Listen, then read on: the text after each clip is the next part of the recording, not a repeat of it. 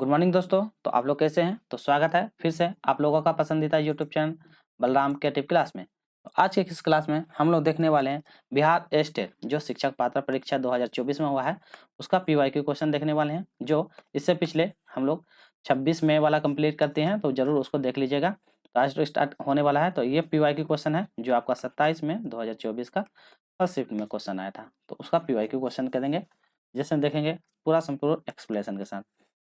तो ये आपका पेपर 1 हो या आप पेपर 2 का तैयारी करते हैं तो ये आपका दोनों के लिए जो आपका माध्यमिक जो 9 to 10 के लिए हो रहा है और जो एक होता है उच्च माध्यमिक जो 11 से 12 के लिए होता है। ठीक है, तो ये आपका दोनों के लिए होता है क्योंकि ये पेपर में जिसमें से 50 नंबर क्वेश्चन आता है, जिसमें से मैथ, रीजनिंग और ईवीएस और जीके से 20 क्वेश्चन आती है।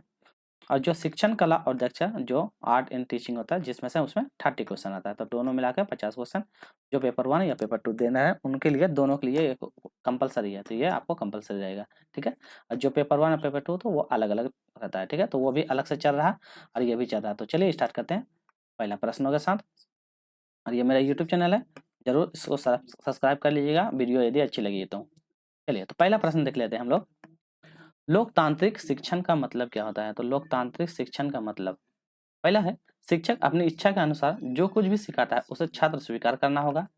नेक्स्ट है एक संवादात्मक प्रक्रिया में कक्षा की बातचीत शामिल होती है जो शिक्षक और छात्र के बीच होती है, या एक प्रक्रिया जिसमें स्मृति और समझने के स्तर की आवश्यकता होती है और अत्यधिक विचारशील धारा और गतिविधियां काम करती है।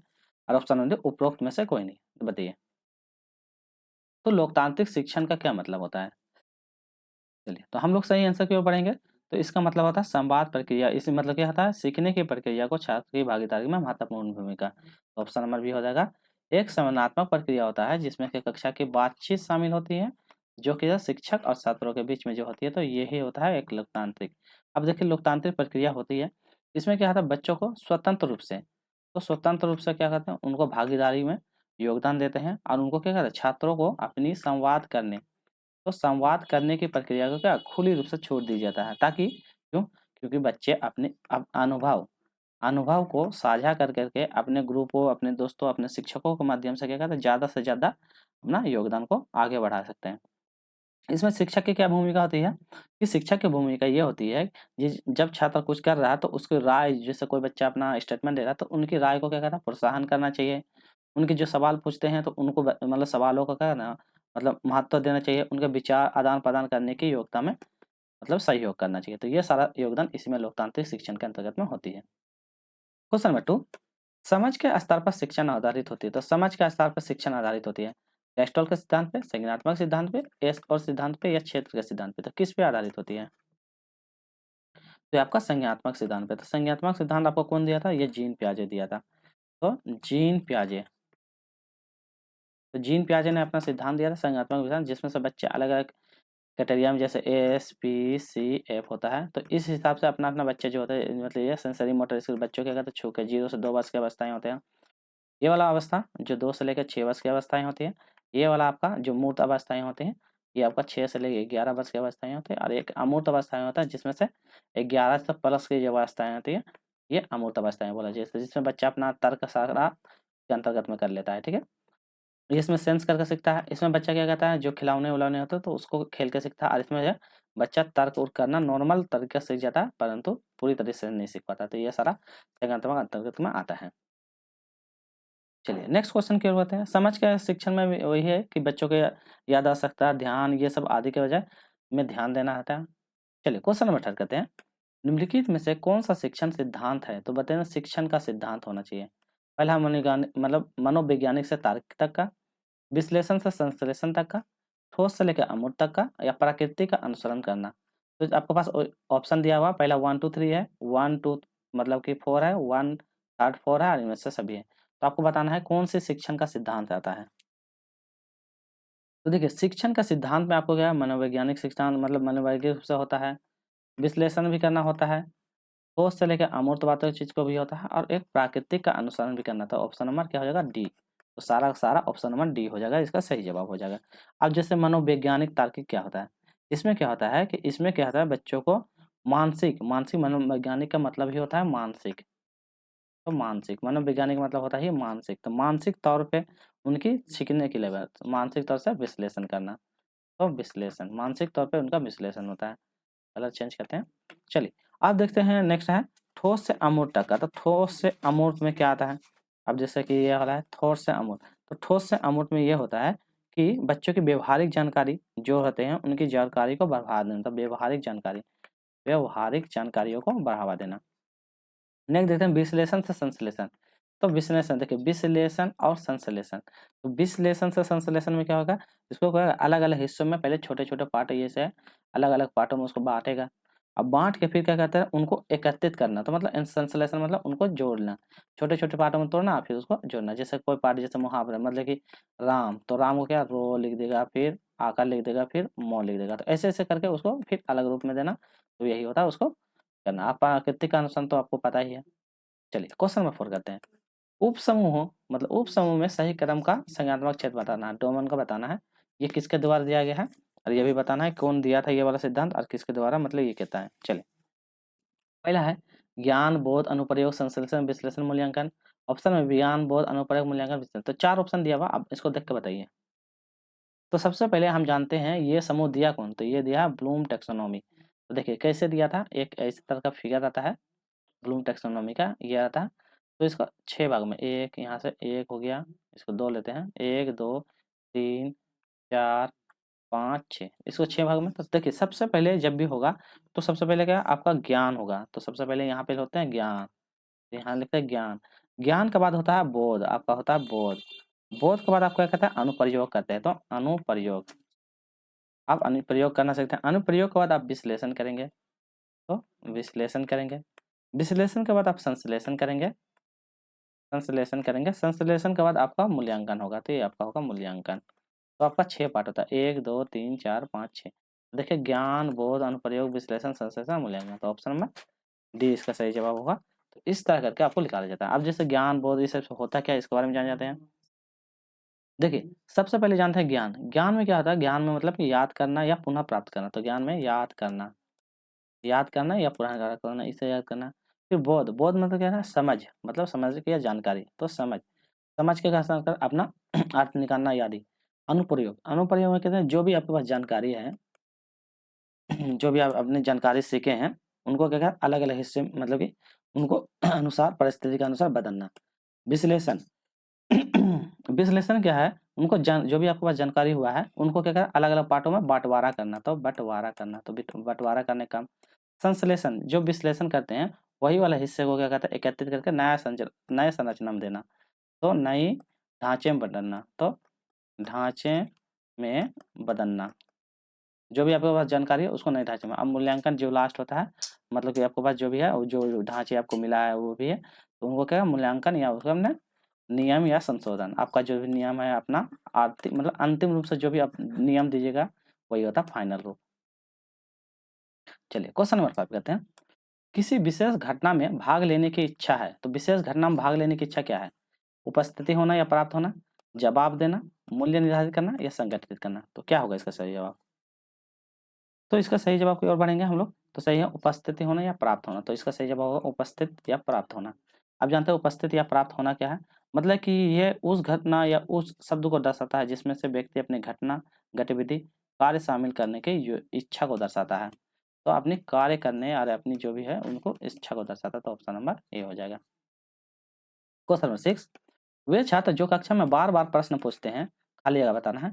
मतलब क्या होगा, शिक्षक से कक्षा को बाहर मिलने के लिए सलाह देनी चाहिए, कक्षा में वाद विवाद भाग लेने के लिए प्रोत्साहित किया जाना चाहिए, वो स्वयं को उत्तर खोजने के लिए प्रोत्साहित किया जाना था, निरंतर आधारित प्रश्न पूछने के लिए प्रोत्साहित किया जाना था। जो बच्चा देखिए क्लास में बार बार प्रश्न पूछता हो तो उसको क्या कीजिएगा, उनको क्या कहते हैं कक्षा में वाद विवाद में जो भी क्लासरूम के अंदर वाद विवाद प्रक्रिया हो तो उसके लिए उनको क्या प्रोत्साहन देना चाहिए। चलिए नेक्स्ट क्वेश्चन, क्वेश्चन नंबर 7। आंचल अपनी 5वीं कक्षा में ईवीएस कक्षा में अक्सर क्या कहता है खोजी और कल्पनाशील प्रश्न पूछते हैं। खोज और कल्पनाशील प्रश्न पूछते हैं, तो ऐसा कहकर वह सुधार करना चाहती है। तो किस में सुधार करना चाहती है, अवलोकन कौशल में, भावनात्मक कौशल में, चिंतन मनन में या बोलने के कौशल में। तो किस में वो सुधार करना चाहती है, तो अपना वो चिंतन, चिंतन मनन के जो भी एक्टिविटी होते हैं उसके अंतर्गत जो भी आती है उसमें क्या कहता है वो सुधार करना चाहती है। तो चिंतन करने की क्षमताएं, चिंतन में क्या होता है अपनी जो भी प्रश्न है उनको जटिलताओं से हल करना, जटिलताओं प्रश्नों को क्या कहता है हल करना, उसको सुलझाने का काम करना। तो ये सब इसके अंतर्गत माना आता है। ठीक है, चलिए जैसे इसमें हम तर्क कर सकते हैं, विश्लेषण कर सकते हैं, तर्क विश्लेषण, तार्किक निर्णय जो भी होता है ये सब हम इसी के अंतर्गत में करते हैं और नए नए दृष्टिकोणों को खोजने में सबसे ज़्यादा मदद करती है। नेक्स्ट नंबर कहते हैं छात्र स्वयं हर जगह सोचना, ढूंढने या खोजते हैं। तो स्वयं रूप से ढूंढते हैं और खोजते हैं, व्याख्यान विधि द्वारा, खोज विधि द्वारा, दोनों से या कोई नहीं। तो किसके द्वारा वो मतलब कि ढूंढते हैं और खोजते हैं? तो क्या कहते हैं वो छात्र स्वयं खोज विधि किसके द्वारा, तो वो मतलब कि ऑप्शन नंबर बी हो जाएगा, खोज विधि के द्वारा सही आंसर हो जाएगा खोज विधि। तो बच्चे क्या कहते हैं स्वयं से खोज करना, तो स्वयं से खोज करके ज़्यादा से ज़्यादा उसको सीखते हैं। चलिए क्वेश्चन नंबर 9, वृत्त पाठ्य योजना में पाठों की अवधि। तो वृत्त वृत्त मतलब होता है बड़ा, तो बड़ा पाठ्य योजना में क्या होता है, कितना समय के लिए, 5 से 10 मिनट के लिए क्लास होता है, 10 से 20 मिनट, 20 से 30 मिनट या 35 से 40। तो जो कोई भी टीचर बीएड टीचर ट्रेनिंग किए होंगे तो आपको पता होगा। तो वृत्त में 35 से 40 45 मिनट का क्लास होता है, जिसमें से आप बच्चों को क्या कहता है, आपके पास एक लेसन प्लान रहता है, आप लेसन प्लान लेके जाते हैं या फिर आप पहले पढ़ा लेते हैं, पढ़ाने के बाद आप लेसन प्लान बनाते हैं। तो आपको जो जैसा सुविधा होता है उस हिसाब से बनाया जाता है, ठीक है। आप लेसन प्लान ले जाते हैं और उसको बच्चों को भी पढ़ाते हैं। तो ये होता है ऑप्शन नंबर डी हो जाएगा 35 से 45 मिनट के। और एक होता है 5 से 10 मिनट, ये आपका शिक्षक के लिए होता है। एक शिक्षक के लिए होता है जो इसको बोलते हैं लघु, लघु मतलब छोटा, छोटा पाठ योजना होता है जो शिक्षक के लिए होता है, जिसमें से वो अपना सुधार करना चाहता है, क्या क्या इम्प्रूवमेंट करना चाहता है, ये उसके लिए होता है। ठीक है, चलिए क्वेश्चन नंबर 10, फ्लिप का वर्गीकरण आधारित पाठ योजना किसने कितने पहलू हैं? तो फिंक का पाठ योजना कितने पहलू हैं? 4, 5, 6, 7। तो कितने पहलू में उसको बंटवारा किया गया? तो ये 6 पहलुओं में बंटवारा किया गया, तो ऑप्शन नंबर सी हो जाएगा 6 पहलुओं में, ठीक है। चलिए 6 पहलुओं में जैसे कि विषय वस्तु की जानकारी करना, उद्देश्य आपका क्या है, पढ़ाने का तरीका क्या है, शिक्षण नीति के क्या क्या नीति हैं, साधन आपके पास कौन सा है, तो यही सब उसके नीतियाँ आता है। Question number 11, divide W Elon द्वारा कौन सी शिक्षण अधिगम पद्धति शुरू किया गया था? सूक्ष्म शिक्षण विधि, टीम शिक्षण विधि, मानस मंथन विधि या इनेक्टिव मतलब शिक्षण विधि। तो यही होता है एक सूक्ष्म शिक्षण विधि, अभी जस्ट बताया था कितना, 5 से 10 मिनट। तो 5 से 10 मिनट का रहता है सूक्ष्म शिक्षण, बहुत इंपॉर्टेंट है ये क्वेश्चन, बार बार एग्जाम में पूछा जाता है, तो ये भी आपको ध्यान रखना है। और इसको सूक्ष्म शिक्षण विधि को अमेरिका में इसको सबसे पहले लाया था 1954 में, किसके द्वारा, ये डब्ल्यू डॉल्टन के द्वारा लाया गया था। तो 1954 में इसको लाया गया था, तो ये भी आपको याद रखना। यही तो सूक्ष्म शिक्षण विधि में क्या होता है, जो अपने शिक्षक अपनी भागीदारी दिखाती है और शिक्षक के लिए क्या था मतलब कि एक कार्य दिया जाता है, वो अपने में बार बार उसको संशोधन करके क्या गलती करते हैं तो उसका मूल्यांकन किया जाता है, उनका संशोधन किया जाता है। ये वीडियो मतलब ये क्वेश्चन पहले भी डिस्कस कर दिए हैं, इसलिए इसको एक्सप्लेन नहीं करना है, ठीक है। ये सब पिछला क्वेश्चन में आप जब देख लीजिएगा। शिक्षण टीम की उत्पत्ति जिन अमेरिकों में शिक्षा खाली जगह हुई थी, 1954, 1958, 1959, अभी जस्ट बता दिया था कब हुआ था, 1954। अभी जस्ट डिस्कस कर दिया था 1954 में हुआ था। नेक्स्ट क्वेश्चन है, 19वीं शताब्दी में शिक्षण एक खाली जगह प्रक्रिया थी, त्रिध्रुवीय, द्विध्रुवीय, एक ध्रुवीय, विश्वसनीय। तो कैसी थी? ये द्विध्रुवीय थे, तो ऑप्शन नंबर बी हो जाएगा द्विध्रुवीय थे, ठीक है। चलिए क्वेश्चन नंबर 14, एक बाल अनुक्रम कक्षा में होना चाहिए, कैसा होना चाहिए? सामग्री उपयुक्त आकार होनी चाहिए ताकि बच्चे उन्हें तक पहुंच सके, पर्याप्त सस्ती सामग्री होनी चाहिए ताकि बच्चे उसे बर्बाद कर सकते हैं, फर्नीचर और सामग्री बड़े आकार का होना चाहिए क्योंकि बहुत तेजी से बच्चे पढ़ते हैं, और पर्याप्त महंगी सामग्री होनी चाहिए क्योंकि बच्चे महंगी सामग्री से अवगत कराना चाहिए। तो क्या होगा, एक बाल अनुकूल कक्षा में आपके पास कैसे एक सामग्री बच्चों के लिए उपलब्ध करवाएंगे? तो कैसे हम उपलब्ध कराएंगे? ऑप्शन नंबर ए हो जाएगा सही आंसर। हम सामग्री को उपयुक्त आकार होनी चाहिए ताकि बच्चे उन पर पहुंच सकें। देखिए ये सस्ते भी नहीं होना चाहिए, ज़्यादा बड़े भी नहीं होने चाहिए और ज़्यादा महंगे भी नहीं होने चाहिए, तो ऑप्शन नंबर ए हो जाएगा। क्वेश्चन नंबर 15, निम्नलिखित में से कौन सा कथा अभिप्रेरित शिक्षण की ओर संकेत नहीं माना जाता है? तो अभिप्रेरित शिक्षण की ओर संकेत नहीं माना जाता है। छात्र बहुत सारे प्रश्न पूछते हैं, अनुभव साझा करने के लिए कहने के लिए कक्षा में सत्रार्थ अच्छा गया, शिक्षार्थी अपनाने में विभावना होती है और समझी छात्र नई सीखने और पुरानी की सीख से अलग कर लेते हैं। तो क्या होगा, अभिप्रेरित शिक्षण संकेत नहीं माना जाता है, तो नेगेटिव आपको ढूंढना है। तो क्या नहीं होगा, इसमें सन्नाटा छा जाता है, तो यही ऑप्शन नंबर बी नेगेटिव है, सारा पॉजिटिव है। अनुभव साझन करने के लिए भी कक्षा में छात्र सन्नाटा छा जाता, तो ये नेगेटिव बाकी ये सब पॉजिटिव है, ये पॉजिटिव है, ये पॉजिटिव है। चलिए क्वेश्चन नंबर 16, राष्ट्रीय पाठ्य चर्चा फ्रेमवर्क 2005 में अपनी समझ खलीगत से प्राप्त किया। तो पाठ्यवर्जम फ्रेमवर्क जो दिया 2005 समझ पे प्राप्त की थी कौन? मानववाद, व्यवहारवाद, रचनावाद या संज्ञानवाद? बताइए क्या होगा इसका सही जवाब? तो राष्ट्रीय पाठ्य फ्रेमवर्क ये रचनावाद से प्राप्त किया था, तो ऑप्शन नंबर बी सी हो जाएगा रचनावाद। चलिए यह दृष्टिकोण क्या होता है? रचनावाद नहीं होता है, यही छात्रों का अनुभव, विचार, समझ को महत्व देने में योगदान देता है। अनुभव, समझ, ये सब छात्रों के लिए होता है, तो यही होता है इसके अंतर्गत में। क्वेश्चन 20, व्यक्तिगत विभिन्नताओं वाले बच्चों को पढ़ाने के लिए ऐसे विद्यालय होने चाहिए जहां शिक्षक, तो देखिए व्यक्तिगत विभिन्नताओं वाले बच्चों को पढ़ाने के लिए कैसे होने चाहिए, ये पूछा गया है। पहला है व्यक्तिगत विधाओं के आधार पर वर्गीकृत की गई कक्षाओं को विभिन्न वर्गों में पढ़ाया जा सके। विभिन्न विधियों अधिगम अनुसार विभिन्न शिक्षण अधिगम प्रवृत्तियों को प्रयोग में लाना चाहिए। नेक्स्ट है विशिष्ट व्यक्तिगत विविधता वाले बच्चों को पढ़ाने के लिए प्रशिक्षित होना चाहिए या बच्चों का समरूप अधिगम वर्ता बनाने के लिए प्रशिक्षित होना चाहिए। तो बताइए क्या होगा? व्यक्तिगत बच्चों को पढ़ाने के लिए जहाँ शिक्षक किस प्रकार का ट्रेन होना चाहिए, किस प्रकार से एक्टिविटी से होना चाहिए, तो अधिगम प्रयोग का प्रयोग प्रशिक्षित होना चाहिए। तो यही होगा ऑप्शन नंबर बी। क्या हो जाएगा? विविध अधिगम आवश्यकताओं के अनुसार विभिन्न शिक्षण अधिगम प्रविधियों का प्रयोग करने या प्रशिक्षित हो।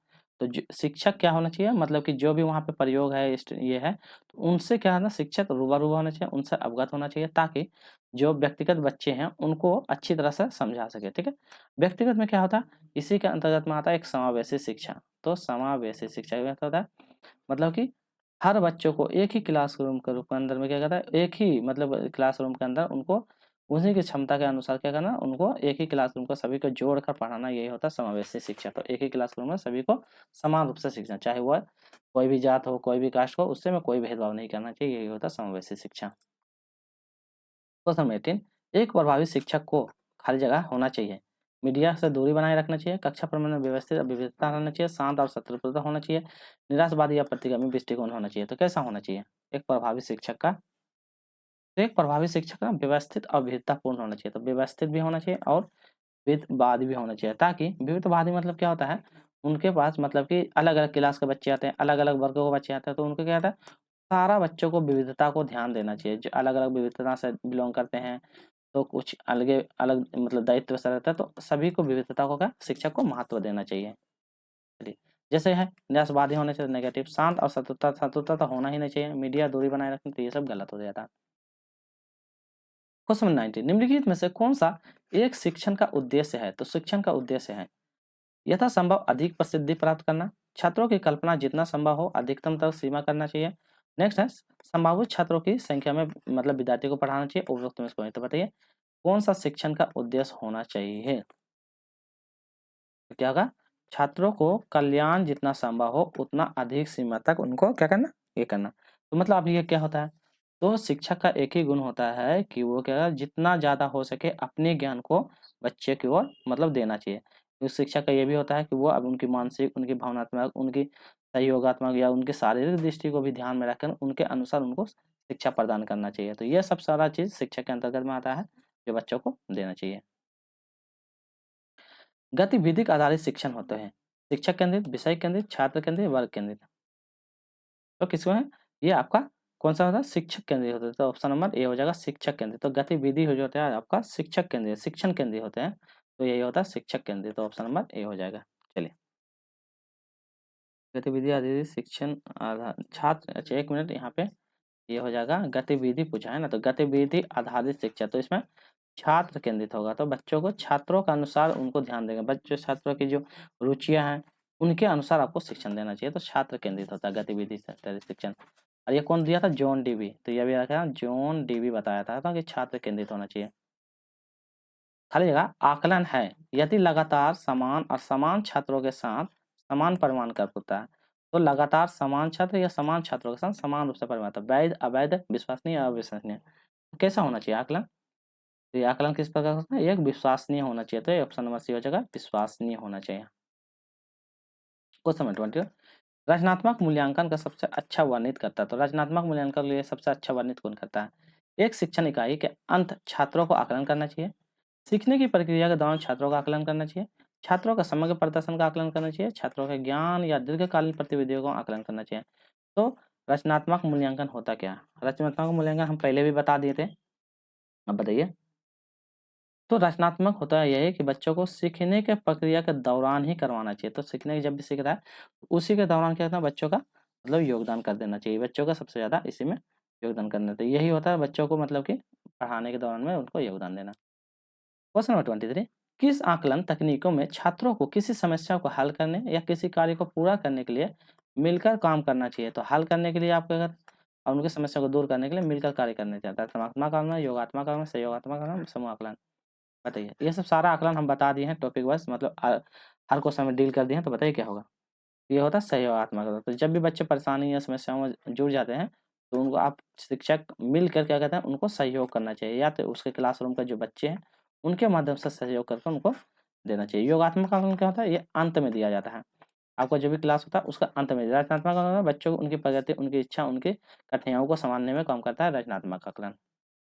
समूह आकलन वही जो उनकी ग्रुपिंग के अनुसार किया जाता है। एक पाठ्य स्कूल या ब्लूप्रिंट जिसमें अनुभव शामिल होना चाहिए, किस प्रकार का होना?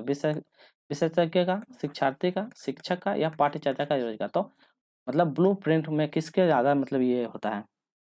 तो ब्लूप्रिंट जो होता है ये शिक्षार्थी, तो ऑप्शन में भी शिक्षार्थियों के लिए, तो बच्चों के लिए, छात्रों के लिए, तो हो जाएगा ब्लूप्रिंट छात्रों के लिए। ठीक है, देखिए ये क्लासरूम है तो क्लासरूम में क्या है, कलर ब्लूप्रिंट अलग तरीके से इनको अरेंज करना चाहिए ताकि बच्चों के उन्हीं के अनुरूप बच्चों ज़्यादा से ज़्यादा उनको देख के उनको ये करके सीखता है। ठीक है, तो ये सवाल कर करके उनको योगदान देना चाहिए। एकीकृत पाठ्य चर्चा का उद्देश्य होना चाहिए। तो एकीकृत पाठ्य चर्चा का उद्देश्य किताबों की संख्या में वृद्धि करना, किताबों की संख्या में कमी करना, छात्र नामांकन में वृद्धि करना, या ड्रॉप आउट में कमी करना। तो क्या होगा? तो एकीकृत पाठ्य चर्चा, एकीकृत पाठ्य चर्चा या ड्रॉप आउट। तो ऑप्शन नंबर डी है ड्रॉप आउट में कमी। तो ड्रॉप आउट मतलब कमी होता है कि एक प्रकार इसको बोलते हैं इंटीग्रेटेड करिकुलम। इसका उद्देश्य क्या होता है? एक समग्र या जोड़ तोड़ या दृष्टिकोण प्रदान करता है जिसमें उनकी शिक्षा की गुणवत्ता में सुधार हो सके, उन्हें स्कूल में अधिक से अधिक संलग्न उन्हें प्रेरित करने में योगदान देना चाहिए। यही होता है। अब बच्चों को क्या करना, उनकी सीखने की प्रक्रिया को अधिक आकर्षण, प्रासंगिक, ये सब करवाना चाहिए ताकि बच्चे क्या करना, वहां से ड्रॉप आउट ना कर सके। तो ऑप्शन नंबर डी हो जाएगा। क्वेश्चन नंबर 20, अब सारे चिंतन के लिए निम्न कौन सा आवश्यक है? तो देखिए अब सारे चिंतन, अभी सारे चिंतन हम पढ़ा चुके हैं, तो जो नहीं पढ़े हैं तो जरूर वहां से सीटेड वाला वीडियो में जाकर इसको देख लीजिएगा। वर्गीकरण, विचारों का प्रवाह, अंकगणित तर्क, या एक उपाय होना चाहिए। तो अब सारे चिंतन होता क्या है? तो उनका विचारों का प्रवाह, तो ऑप्शन नंबर उनके विचार, उनके जो तरीके हैं उनको क्या कहता है, मतलब कि योगदान देना, उनको बढ़ावा देना। निम्नलिखित में से कौन सा जोड़ गलत है आपको बताना है? पियाजो का नैतिक विकास, मास्लो का आवश्यकता अनुसार, थॉर्नडाइन का सिद्धांत, XIV और स्किनर प्रोग्राम लर्निंग। क्या होगा? तो क्या होगा? गलत हो जाएगा ऑप्शन नंबर सी थॉर्नडाइन। तो थॉर्नडाइन का जो सिद्धांत है ये गलत हो जाएगा। ठीक है, चलिए नेक्स्ट क्वेश्चन है, निम्नलिखित में से कौन सा सीखने का परिमाण नहीं है? तो नहीं पूछा है। शारीरिक संरचना, ज्ञान, कौशल, परिपक्वता। तो क्या नहीं आएगा सीखने के दौरान? तो आपका मैच्योरिटी। तो ऑप्शन नंबर सी परिपक्वता, ऑप्शन नंबर डी परिपक्वता नहीं आएगा। बाकी शारीरिक संरचना, ज्ञान और कौशल ये सब इसके अंतर्गत में आता है, परिपक्वता इसके अंतर्गत में नहीं जोड़ा जाता है। क्वेश्चन नंबर 29, ऑडियो विजुअल सामग्री किससे संबंधित है? ऑडियो के साथ में विजुअल, तो ऑडियो के साथ में वीडियो। तो ऑडियो विजुअल किससे संबंधित है? श्रवण दृष्टि, भावना से, दर्द से, या स्वाद से? क्या श्रवण मतलब सुनना और दृष्टि मतलब देखना, तो ये दोनों से संबंधित। ऑप्शन नंबर ए होगा। चलिए आज का अंतिम मतलब जो आपका मतलब आर्ट एंड टीचिंग से 30 क्वेश्चन रहा है, 30 क्वेश्चन ये कंप्लीट हो जाएगा, जिसके बाद हम मैथ, रीजनिंग, जीके आदि देखेंगे। शिक्षण सहायक सामग्री इन श्रेणियों में अंतर्गत वर्गीकृत किया गया है। तो शिक्षण सहायक सामग्री किसके अंतर्गत वर्गीकृत किया गया है? रेडियो, टीवी और कैमरा के अंतर्गत, श्रव्य दृश्य श्रवण के अंतर्गत, चौक बोर्ड बुलेटिन के अंतर्गत, या मानचित्र आरेख के अंतर्गत? तो बताइए किसके अंतर्गत ये किया गया?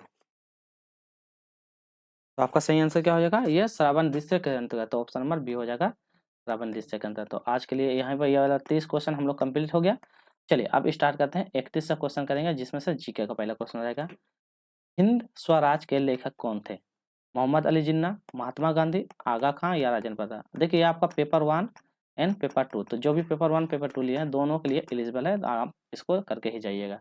और ये सारा आपका PY का क्वेश्चन है। PY का क्वेश्चन 27 मई को आया हुआ क्वेश्चन, तो 27 मई 2024 का फर्स्ट शिफ्ट में। चलिए तो हम लोग सही आंसर हो जाएगा ऑप्शन नंबर बी। क्या होगा इसका सही आंसर? महात्मा गांधी। तो इसका लेखक कौन है? महात्मा गांधी। महात्मा गांधी के बारे में जान लीजिए थोड़ा बहुत। इसका 2 अक्टूबर का जन्म होता है। और कहाँ? पोरबंदर। तो याद रखेगा पोरबंदर। चलिए आगे बढ़ते हैं। अलग अलग महात्मा गांधी के द्वारा योगदान भी दिया गया था, तो वो सभी आपको दूसरा वीडियो में पढ़ा है, तो उसको देख लीजिएगा। बिहार के किस जन पद या सूबा का हिस्सा था, तो बताइए जनपद या हिस्सा था, मद्रास, बॉम्बे, बंगाल या हैदराबाद। तो बिहार किससे अलग होकर, ये मतलब कि पहले हिस्सा था किसका, तो आपको बंगाल का, तो ऑप्शन नंबर सी हो जाएगा बंगाल का। चलिए नेक्स्ट क्वेश्चन 33, क्रांति से पहले फ्रांस वित्तीय संकट का मुख्य कारण क्या था। तो फ्रांस का वित्तीय संकट का कारण क्या था, अत्यधिक सैन्य खर्च, कुलीन पर उच्च खर्च, उपनिवेशों पर आर्थिक शोषण या पादरी वर्ग का भव्य खर्च। तो बताइए वित्तीय संकट का क्या क्या कारण था। तो उनका क्या है, अत्यधिक सैन्य खर्च, तो वो क्या कहता है सैनिक पर ज्यादा से ज्यादा खर्चा किया था, इसीलिए उनका ज्यादा ये मतलब कि कारण बन गया था। क्वेश्चन नंबर 34, भारत के किन भागों में चौकीदारी विरोध का अभियान लोकप्रिय था। तो बताना चौकीदारी विरोध का अभियान लोकप्रिय था, बिहार और बंगाल में, तमिलनाडु केरल में, कर्नाटक और तमिलनाडु में, संयुक्त में। तो कहाँ पे चौकीदारी आंदोलन का विरोध किया गया था, तो आपका बिहार और बंगाल में, बिहार और बंगाल। ये कब किया गया था, उसी के दौरान किया गया था जब आपका 1930 में जो समन्वय अवज्ञा आंदोलन चल रहा था, जो तो उसी के दौरान में ये सब मतलब आंदोलन जो चल रहा था समन्वय आंदोलन, उसी के दौरान ये मतलब इसका भी विरोध किया गया था। क्वेश्चन नंबर 35, भारत में परमाणु ऊर्जा विभाग शासी निकाय कौन है। तो इसका शासी निकाय कौन है, परमाणु का परमाणु ऊर्जा आयोग, नीति आयोग, अंतरिक्ष विभाग या DRDO। तो कौन है इसका सही होगा, तो इसका क्या होगा ऊर्जा आयोग। तो सही आंसर है परमाणु का परमाणु ऊर्जा आयोग, तो ऑप्शन नंबर हो जाएगा परमाणु ऊर्जा आयोग। परमाणु ऊर्जा आयोग का स्थापना कब होता है, तो 10 अगस्त 1948। तो 10 अगस्त 1948 को था। परमाणु ऊर्जा विभाग, यदि देखिए यहाँ परमाणु ऊर्जा का आयोग का स्थापना और परमाणु ऊर्जा विभाग ये दोनों अलग है, तो बोलेगा विभाग का स्थापना तो 3 अगस्त 1954। दोनों अलग अलग है, डेट दोनों का अलग अलग है, दोनों को याद रखना है। चलिए क्वेश्चन नंबर 36, मुर्गी और बत्तख से हमें खाली जगह प्राप्त होते हैं अंडा, दूध, बकरी या सभी। तो क्या प्राप्त होते हैं, तो मुर्गी और बत्तख से हमें क्या प्राप्त होता है, अंडा प्राप्त होता है। तो ऑप्शन नंबर ये हो जाएगा। देखिए कितना आसान क्वेश्चन पूछा है, तो क्या प्राप्त होता है, अंडा। यहाँ पे जैसे कि थोड़ा सा डिस्कस करते हैं, भारत में परमाणु ऊर्जा के विभाग के बारे में है, तो इससे रिलेटिव कुछ कुछ जैसे इंपॉर्टेंट है, जैसे भाभा परमाणु अनुसंधान ये कहाँ है, तो ये सब थोड़ा थोड़ा आपको याद रख लेना, क्योंकि एग्जाम में इससे क्वेश्चन बन जाता है।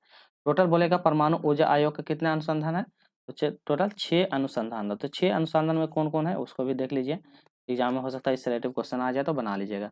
पहला है भाभा परमाणु, तो डायरेक्ट हम शॉर्ट में ले देते हैं भाभा परमाणु, जिसको शॉर्ट में बोलते हैं BARC। तो BARC उसका नाम आप ध्यान में लिख लीजिएगा, भाभा परमाणु। इसका कहाँ है, मुख्य मुंबई में है, तो मुंबई है, ठीक है। दूसरा दूसरा में क्या बोलता है, इंदिरा गांधी परमाणु अनुसंधान। तो इंदिरा गांधी, तो IGCAR, इंदिरा गांधी परमाणु अभियान, तो ये कहाँ, कलपक्कम। तो कलपक्कम, तो कलपक्कम कहाँ, तमिलनाडु, तमिलनाडु। तो कहाँ, तमिलनाडु। चलिए थर्ड में देख लेते हैं, थर्ड में क्या है, थर्ड में है वेरीफाइल मतलब एनर्जी मतलब साइक्लोन सेंटर। तो BECC, ये आपका कहाँ, कोलकाता। तो ये आपका हो जाएगा कोलकाता। चलिए फोर्थ में देख लेते हैं, फोर्थ में है परमाणु खनिज अन्वेषण अनुसंधान निदेशालय। तो इसको बोलते हैं AMD, इसका हो जाएगा कहाँ मुख्यालय, हैदराबाद। तो हो जाएगा हैदराबाद।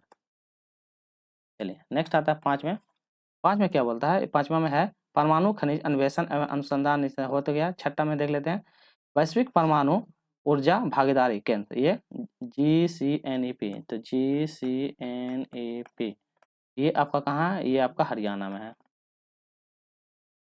तो आपका हरियाणा में, ठीक है। चलिए तो हो गया कंप्लीट, भाभा हो गया, तमिलनाडु। और एक था राजा तमन्ना RRC आपका इंदौर में, राजा तमन्ना वाला इंदौर में है। चलिए तो इसका सही हो गया। क्वेश्चन नंबर 37, सबसे ज्यादा खेले जाने वाले बोर्ड गेम्स में एक 13वीं शताब्दी में क्या संत ज्ञानदेव के द्वारा बनाया गया था। कौन सा गेम है बताना, संत ज्ञान के द्वारा। कैमर था, सांप सीढ़ी था, टेबल टेनिस था, शतरंज था। तो कौन सा गेम था बताइए, तो कौन सा गेम था, ये आपका हो जाएगा सांप सीढ़ी वाला। तो ऑप्शन नंबर बी हो जाएगा सांप सीढ़ी वाला गेम। नेक्स्ट है अंडे एक समृद्ध स्रोत है, प्रोटीन का, विटामिन का, खनिज का, ये सभी। तो किसका स्रोत है अंडा तो अंडा मतलब किसका स्रोत है, ये आपका विटामिन का स्रोत है। तो ऑप्शन बी हो जाएगा विटामिन का स्रोत है। अंडा किसका, विटामिन का स्रोत है। अंडा से बहुत सारा गुण जैसे सेनियम, फास्फोरस, क्लोरीन, विटामिन बी, ये सब चीज पाया जाता है, तो ये भी आपको याद रखना है। चलिए नेक्स्ट क्वेश्चन करते हैं, क्वेश्चन नंबर 39। इसमें बोलता है खाद में बड़ी मात्रा में, खाली यहाँ पे स्पेस होता है, तो खाद में बड़ी मात्रा में होता है, क्या होता है, अकार्बनिक पदार्थ, कार्बनिक पदार्थ, जन संवर्धक या काली मिट्टी। तो खाद में क्या था, कार्बनिक पदार्थ होता है, तो ऑप्शन नंबर बी हो जाएगा। खाद में ज़्यादा से ज़्यादा मात्रा में कार्बनिक पदार्थ होता है जो आपका पशुओं के, जैसे कि खाद में जैसे नाइट्रोजन, तो नाइट्रोजन नाइट्रोजन हो गया, फास्फोरस हो गया, फास्फोरस हो जाएगा, पोटेशियम हो जाएगा, तो ये सब खाद में पाया जाता है। ठीक है, तो ये सब इम्पोर्टेंट है। नेक्स्ट क्वेश्चन, उस स्थान का नाम बताइए जहां सुनीता विलियम कार्य करते हैं। तो सुनीता विलियम कार्यरत है नासा में, ओएनजीसी में, डीआरडीओ में, भाभा परमाणु अनुसंधान केंद्र में। तो कहाँ पे है ये? तो ये कहाँ है? नासा। तो ऑप्शन नंबर ये हो जाएगा नासा। ठीक है, चलिए नासा का इसका मतलब कि सॉरी इससे रिलेटिव इसका फुल फॉर्म याद रख लीजिएगा नासा का। तो क्या बोलते हैं? National national aeronautics aeronautics national aeronautics and space national aeronautics space administration. तो एडमिनिस्ट्रेशन तो एडमिनिस्ट्रेशन। ठीक है, तो इसको शॉर्ट में फॉर्म में नासा बोलते हैं। ठीक है, तो ये भी आपको याद रखना है। इसकी स्थापना कहाँ होता है? तो ये याद रखना, 29 जुलाई मतलब 1958। तो 29 जुलाई 1958 कहाँ? Washington DC. तो वाशिंगटन डीसी, तो याद रखना वाशिंगटन डीसी। अब आते हैं मैथ का क्वेश्चन। देखिए 2 सेंटीमीटर, 3 सेंटीमीटर, 4 सेंटीमीटर भुजा वाले त्रिभुज का परिमाप बताना है। तो त्रिभुज का परिमाप 2 सेंटीमीटर, 3 सेंटीमीटर त्रिभुज का परिमाप। तो परिमाप के लिए क्या करना था? सारा साल का जो 2, 3 और 4 सबको जोड़ दीजिएगा, कितना? 9। सही आंसर हो जाएगा 9। चलिए आगे बढ़ते हैं। नेक्स्ट है 42 में 14 रुपया और 8 पैसा रुपया लिखते हैं। तो 14 रुपया को 8 पैसा को हम कैसे लिख सकते हैं? तो 14 रुपया और 8 पैसा को हम कैसे लिखेंगे? तो कुछ नहीं, तो 14 रुपया तो 14 रुपया रहेगा, 8 पैसा, 8 पैसा के लिए क्या लिखते हैं? 8/100 कीजिएगा तो 0.08, तो 8 पैसा। तो 14 रुपया 0.08, तो ये होगा 14 रुपया 8 पैसा। तो इसे ही लिख सकते हैं हम इसको। तो 14 रुपया 8 पैसा 08, तो 14 रुपया 8 पैसा। चलिए अगला क्वेश्चन है 43, 4, 12, 18 में महत्तम सर्वोत्तम बताना था। महत्तम से मतलब HCF हाईएस्ट कॉमन फैक्टर बताइए। तो 4, 12, 18 का निकालिए। निकालने का 2 तरीका है, एक 4, 12, 18 लिखेंगे हम। पहले 2 से देंगे 2 बार में, 6 बार में, 9 बार में, फिर 2 से कटेगा 1 बार में, 3 बार में, और फिर हो जाएगा 9 नहीं कटेगा, फिर इसको 3 से काटिएगा। तो 3 का 3, 3 9। अब देखिए कौन कौन जो कॉमन रहेगा, तो 2 कॉमन है, 3 कॉमन, तो क्या यहाँ पे 2 इसको अलग अलग इसको जब तोड़िएगा, जैसे कि 2 है तो 4 को 2 बार में तोड़िएगा। ठीक है, 12 जो है जैसे कि यहाँ 12 है तो 2 गुना 3, 3 गुना 6 गुना 2 12, 18 है तो 2 गुना 3 6, 6 गुना 3 हो जाएगा, 3 6 6 18, इतना हो गया। तो देखिए इसमें कॉमन कौन कौन है? 2 2 2 और कॉमन तो नहीं है, 3 3 तो कॉमन नहीं है, तो इसका सही आंसर का 2। या फिर ऐसे लिख सकते हैं 4, 12, 18 लिख दिए। इसका नियरेस्ट में कौन सा संख्या आता था? आप इसमें सबसे बीच में डिफरेंट निकालिए। इन सबके बीच में सबसे नजदीक वाला था, इसके बीच में डिफरेंट निकालेंगे तो 8 आएगा। इसका डिफरेंट निकालेंगे 6, तो 6 देखिए 6 सबसे नजदीक है, तो हम लिखते हैं 6। 6 को तोड़िए तो 2 और 3 बार में तोड़ेंगे। तो ऐसा नंबर सबसे छोटा वाला नंबर जो क्या है सबको डिवाइड करना चाहिए। 2 देखिए 4 को डिवाइड कर देगा, 12 को डिवाइड कर देगा, 18 को डिवाइड करेगा, पर 3 जो है 3 12 को डिवाइड करेगा, 18 को करेगा, 4 को नहीं करेगा, तो इसीलिए 3 नहीं होगा। ठीक है, तो सही आंसर हो जाएगा डी। ऐसे भी आप बना सकते हैं। चलिए अगला क्वेश्चन है 8/10 प्लस 0 7/100। इसको किस मतलब इसको सॉल्व करके कैसे लिखेंगे? तो 8 को क्या लिख सकते हैं बताइए? ऐसा करने के लिए 8 को लिखते हैं 0.8 लिख सकते हैं हम। फिर उसके बाद 0 का तो कोई रोल है नहीं, तो 0 को छोड़िए दीजिए 0। इसको जब कीजिएगा तो 0.07 हो जाएगा, तो 0.007। अब इसको क्या करना? टोटल जोड़ देना है, तो जोड़ दीजिएगा क्या? 0.807, 0.807 ऑप्शन नंबर सी हो जाएगा।